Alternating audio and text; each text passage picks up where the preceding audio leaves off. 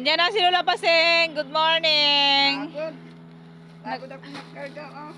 Dami kong karga, mga kalakal. Ano ba kasi yan? Mga sako. Gagamitin ko ito sa pagwalis ko kasi yung mga kalat sa kalsada linalagay sa sako para hindi sila magkalat-kalat.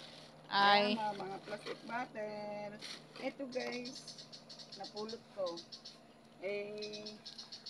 Kinabangan pa naman, gagawa ko ng pag-ano ng kalan ko.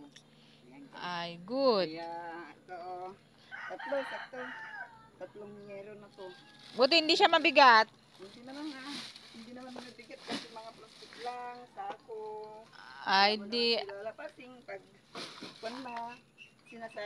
masasayangan ako ng mga ganito. At least, para Ito, mapakinabangan. Oh, may talk ka. Maliliit. Pero kinuha ko lang pa naiipon guys. Yun, oh. Tsaga-tsaga lang. Kasi ganyan talaga ang buhay nila. Lapasing. Kakalakal. Okay. Alis na ako sa bahay. Ayun, pag uwi na ako. Dahil nagutom na si Lola Pasing. Ayan na guys. Bye-bye na.